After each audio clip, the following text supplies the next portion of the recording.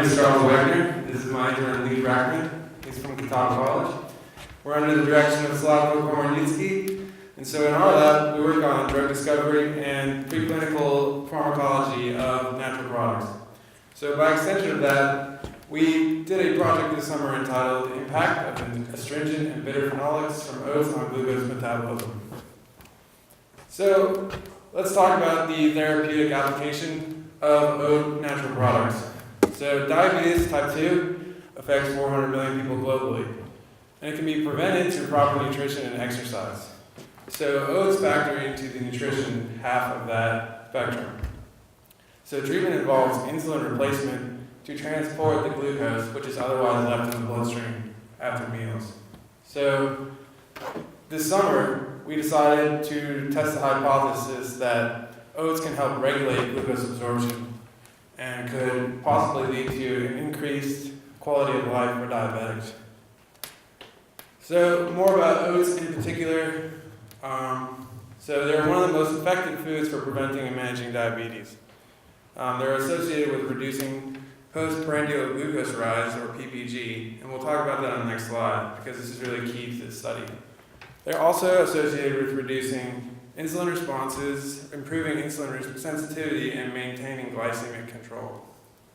And so these effects are currently attributed to the fiber beta-glucan, which is found in high quantities in oats compared with other grains.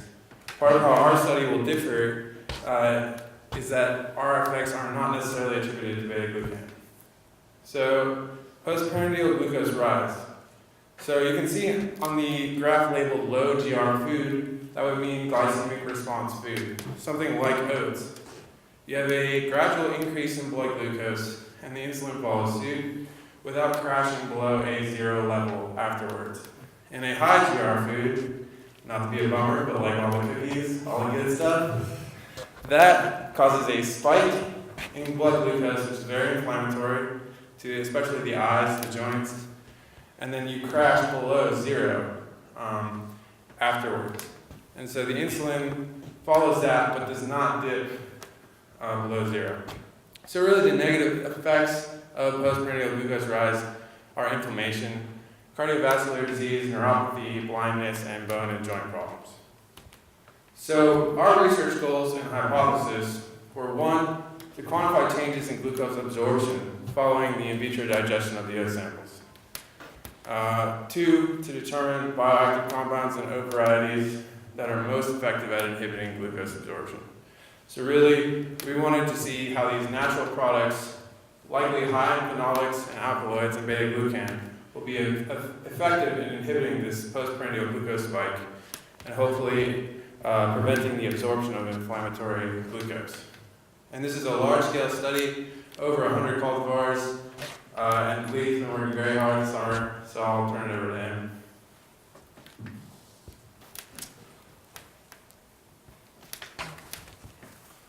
So just an overview of our project. Essentially, before this project started, we had another lab quantify all of the compounds that are found in our oat varieties. And this summer, we did an in vitro digestion of over 250 samples, and we've completed about 190 assays so far on those oat samples, and the rest will be completed soon. So to talk about our in vitro digestion, we assembled a few protocols from different labs, and then our lab kind of created our own. So the goal is to simulate the digestion of oats with the gastrointestinal fluids and enzymes. So we would simulate the body's process of digesting oats. We'd start out with the oral phase, add water to make oatmeal, and add our solitary amylase and simulate chewing. We'd then go to our gastric phase, add our gastric fluids, all the enzymes that you would find there, as well as the intestine. We also simulated the peristalsis of the stomach and the intestine, and as well as the body temperature that you would find there. So after we were done with our digestion, we would centrifuge the sample, and we'd have a pellet, which is just essentially fiber, and supernatant, which is what would ideally be absorbed from the intestinal lumen into the bloodstream. So we would take our supernatant and we would freeze dry it to be able to use that in our cell assay. So our cell assay, we used STC1 intestinal cells. We would spin these cells without glucose for 2 hours to control. We would then add our oat digest for 30 minutes and allow those to incubate, and then add our fluorescent labeled glucose. And we had, from our Vitro Digestion, we also did digest of just the enzymes and fluids, and we controlled the effects the enzymes might have on glucose uptake using those. So we used a flow cytometry, which is a nice machine, and essentially the cells would uptake glucose, and then a laser light source, fluorescence is emitted from the cell if the cell has uptaken glucose, and that gives us a read that we can evaluate from. So we wanted less absorption because glucose would not be absorbed into intestinal cells, and thus not absorbed into the bloodstream. So as Charlie hinted at earlier, this would inhibit the postprandial glucose spike, prevent glucose storage as glycogen, as well as provide nourishment to the gut microbiome. So on the right side of the screen, you'll see a cutout from one of our Excel sheets. And so we would take our blanks and we would calculate a percent decrease in glucose uptake using those blanks. And then we would run analyses, statistical analyses, namely linear regression analysis of variance, determine significance, and once we found our percent decrease in glucose absorption, we would compare that to the amount of erythromycin beta-glucans found in those Oats samples to see if they were making an effect on the decrease. So, like we said earlier, another lab quantified our erythromycin beta-glucan content, and this is just a chart displaying that. Also, before we compared the beta-glucan and erythromycin content to fluorescent uptake, we wanted to validate our methodology by seeing if the location that the oats were grown in had a difference on the fluorescence uptake. So on this box and whisker plot, you can see that the interquartile ranges of the three varieties that we chose, sample size of 4 to 5, showed minimal variability in the IQR range. So that kind of validated that the environment did not play a significant impact, and that it could be attributed to the compounds specifically found in our oats. So here we have a linear regression analysis of erythromycin content and fluorescent uptake. And if you see the p-value of 0.001, essentially means that there's a 0.01% chance that these results are random.